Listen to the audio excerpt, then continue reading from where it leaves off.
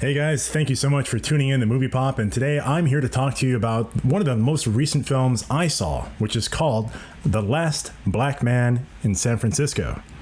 It's currently holding a 93% critic score on Rotten Tomatoes, followed by an 85% audience score on Rotten Tomatoes.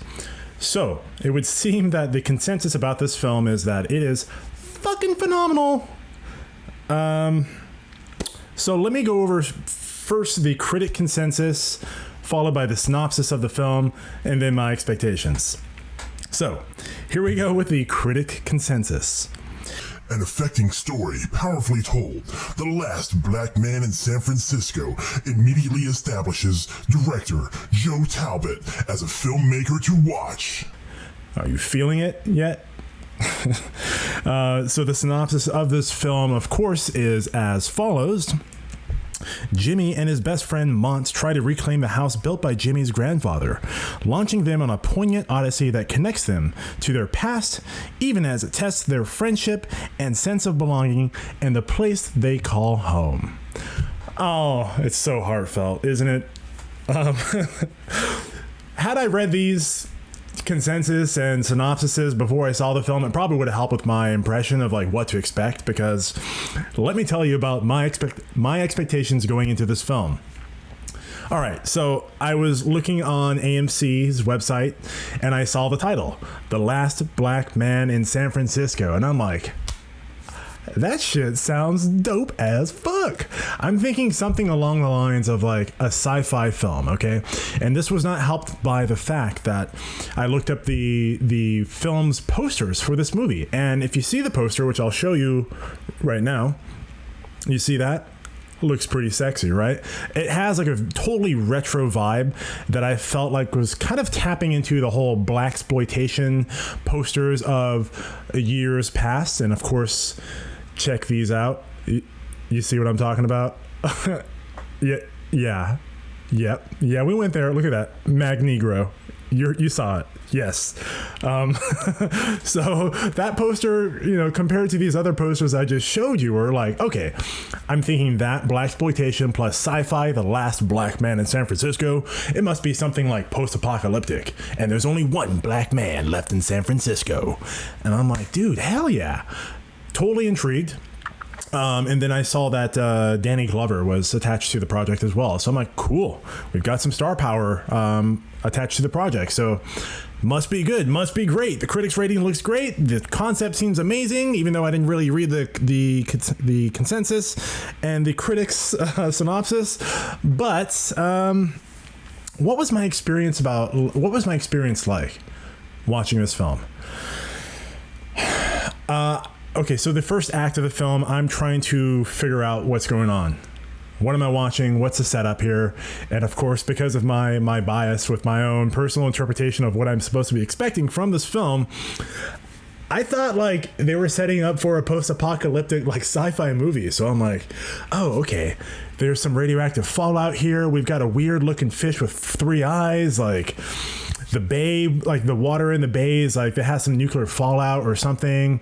You got dudes like wearing like biohazard suits cleaning up stuff, and of course this is happening all around the whole setup for what the film eventually will be about, which is more of a tale about gentrification and how gentrification changes a city, changes the makeup of a city, the people who inhabit a particular area of a city, which is a totally real issue. I think we all deal with, myself in particular as well, because I've spent some time in New York.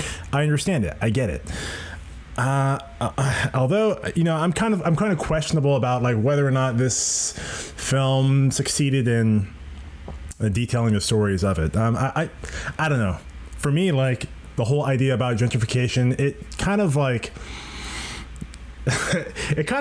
goes like this. Okay, so imagine an area in the hood, right? And you've got an old Popeye setup, right? And we got a guy named Tyrone, and Tyrone, he goes to see his boy Jamal at Popeyes, and he's like, "Yo, what's good, Jamal? Like, let me get them chickens." You know what I'm saying? And Jamal's like, "Hey, yo, man, we always be cooking up chicken up here on Popeyes, And then like the hood gets gentrified, and then like a new Popeyes pops up.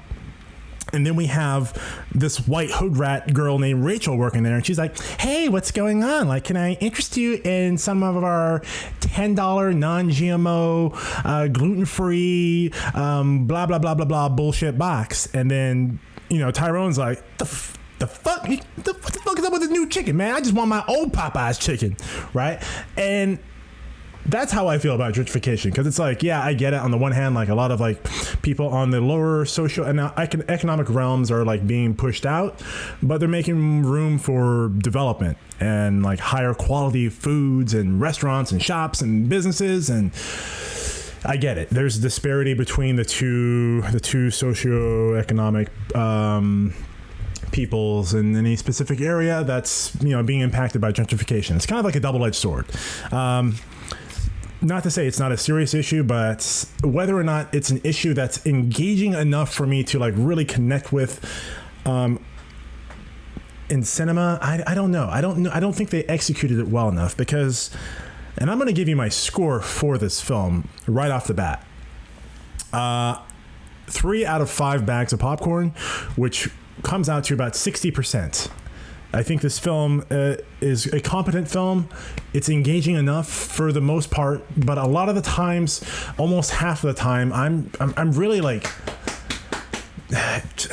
checking my watch, like, dude, is this thing over yet? Like, definitely the runtime is a bit of an issue. I think it was just about 2 hours long, and if it wasn't an hour and a half, that's even more telling. I don't know. I don't think there was much material in there to merit the runtime that it had. The characters were just, there's something weird about this pacing of the movie. It has a typical indie film pacing, but I don't know. It was kind of boring to me, to be honest, for the most part. It is intercut with like interesting tidbits here and there. Some performances by Mike Epps, by Danny Glover, and of course the protagonist Jimmy Fails and his buddy, whom I thought they were kind of like butt buddies. I thought they were, after I realized, I'm like, okay, this is not a sci-fi film. All right, this is not a post-apocalyptic film. So what is this film about? And I'm trying to figure it out. I'm like, oh, okay. So these two dudes, they're gay for each other, right? So I thought that was the narrative, like going through. I'm like, okay, cool. I can get on board with this. I want to see what their strifes are, like being gay, like black, poor, facing gentrification. And then it turns out that's not even the case. Like his buddy is just like some weird, like artistic auteur who is kind of socially awkward. So that was like, that's the weird thing I was picking up on between the two of them. So then I'm like, okay, so this story is not as interesting because that whole element has been taken away from me. So what is this movie about? Oh, it's just about two dudes facing gentrification, and there is a twist in the film which I felt like the twist definitely undercut like the whole reason why you're watching it, because you have the protagonist Jimmy Fails, and he's on a mission this whole film, right?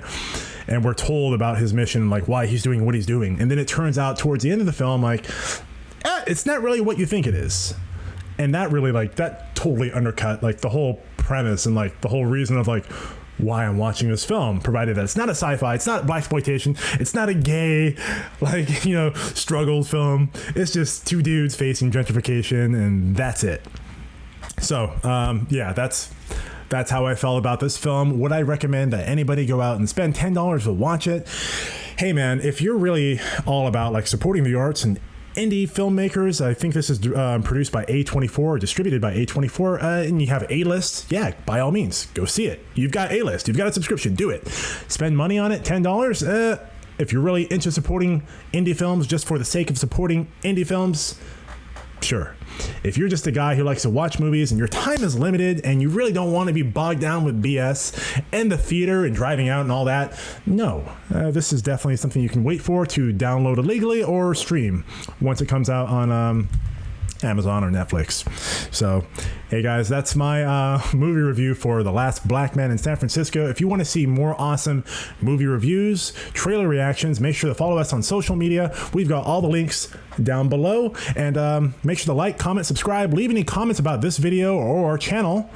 We definitely want to hear about it, so we'll be staying tuned to you. Make sure to stay tuned to us, and thank you guys so much for watching.